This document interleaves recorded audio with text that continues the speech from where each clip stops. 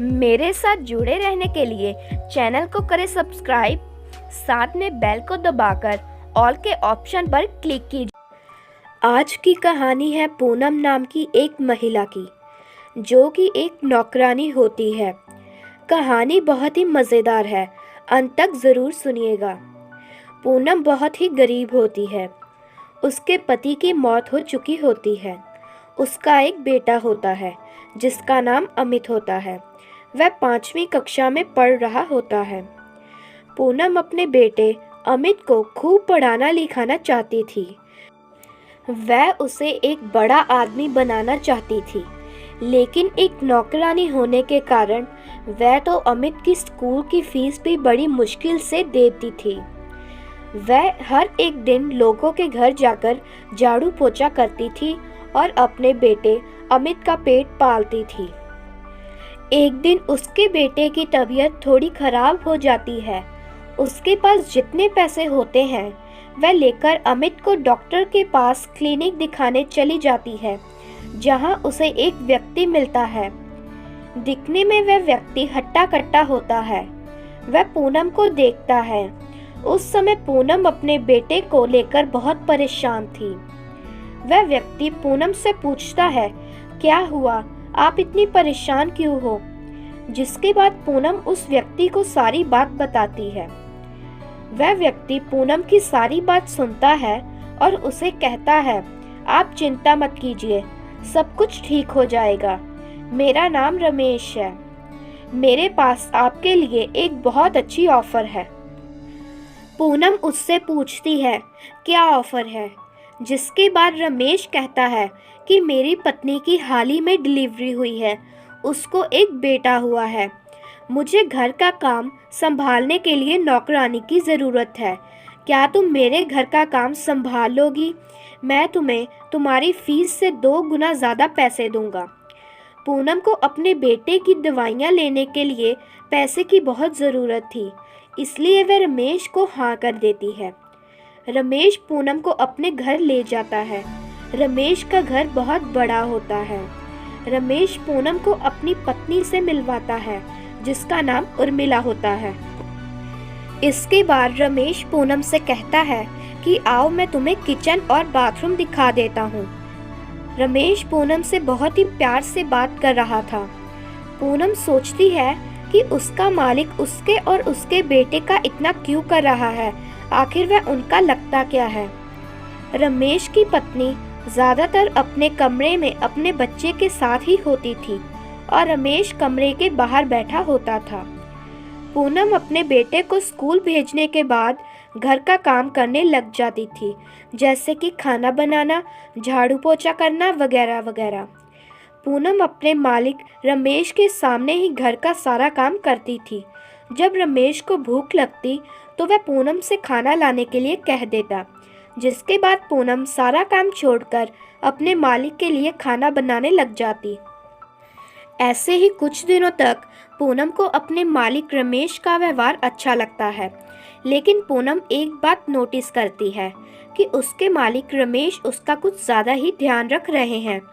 हद तो तब हुई जब पूनम ने देखा कि उसके कमरे में 3-4 जोड़ी सूट पड़े हुए हैं, जो कि उसके मालिक रमेश ने वहां रखे थे। जब पूनम को ये पता चलता है कि उसको ये सूट उसके मालिक रमेश ने दिए, तो वह हैरान हो जाती है। जब वह अपने मालिक से पूछती है कि मालिक ये सूट किस बात के लिए, तो रमेश कहता है, तुम्हारे पास 1-2 जोड़ी ही सूट हैं, इसलिए वह तुम्हारे लिए ले आया है, रख लो। पूनम को रमेश की ये बात बहुत अजीब लगती है, क्योंकि जब से उसके पति की मौत हुई थी किसी ने उसे सूट नहीं दिया, तो आज क्यों? रमेश पूनम के बेटे के लिए भी कपड़े लेकर आता है और उसे दे देता है। पूनम को ये भी बहुत अजीब लगता है। पूनम सोचती है कि कहीं उसके मालिक ये सब करके उसे इम्प्रेस तो नहीं करना चाहते। जब पूनम को ये ख्याल आता है तो वह थोड़ी सी घबरा जाती है। वह सोचती है कि उसने रमेश की बात मानकर बहुत गलत किया, लेकिन वही वह अपने बेटे के लिए बहुत परेशान थी, क्योंकि उसका बेटा वहाँ बहुत खुश था। उसे उस घर में हर सहूलत मिल रही थी, अच्छा खाना भी मिल रहा था, इसलिए वह वहाँ से जाने का ख्याल छोड़ देती है। एक दिन रमेश पूनम के पास आता है। तब पूनम बर्तन मांज रही थी। वह उनसे पूछती है, क्या हुआ मालिक, आप यहाँ कैसे? जिसके बाद रमेश पूनम से कहता है कि काम बाद में कर लेना, चलो आज मैं तुम्हें और तुम्हारे बेटे को बाहर घुमा कर लेकर आता हूँ। ये सुन पूनम रमेश से कहती है कि नहीं मालिक, मुझे घूमना अच्छा नहीं लगता। जिसके बाद रमेश पूनम से कहता है कि तुम ऐसा क्यों करती हो, अपने बेटे के बारे में तो सोचो, वह घूमने जाना चाहता है, अगर तुम नहीं जाओगी तो वह उदास हो जाएगा। इसके बाद पूनम रमेश के साथ अपने बेटे को लेकर घूमने चली जाती है। पूनम का मालिक उन्हें झूले झुलाने ले जाता है, वह उन्हें अच्छा खाना भी खिलाता है। पूनम अब अपने मालिक रमेश से बहुत तंग आ गई थी। उसे उनका इस तरह उन्हें घूमने ले जाना अच्छा नहीं लगता, क्योंकि ऐसे गैर मर्द के साथ घूमना पूनम को बिल्कुल भी अच्छा नहीं लगता। वह रमेश को घर जाने के लिए कहती है। उसका बेटा भी बहुत थक गया था। शाम को वह घर वापस आ जाते हैं।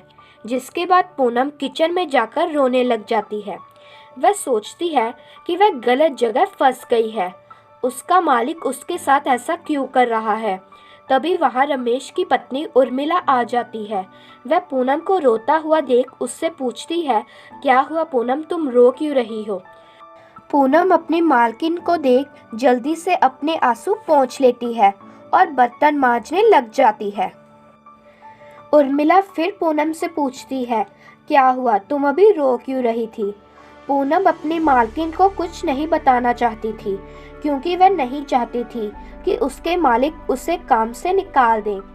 पूनम उर्मिला से कहती है, कुछ नहीं मालकिन, मुझे अपने पति की याद आ गई थी, इसलिए मैं भावुक हो गई।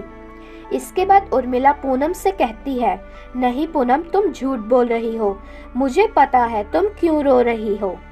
यही ना कि तुम्हें मेरे पति का व्यवहार अच्छा नहीं लगता।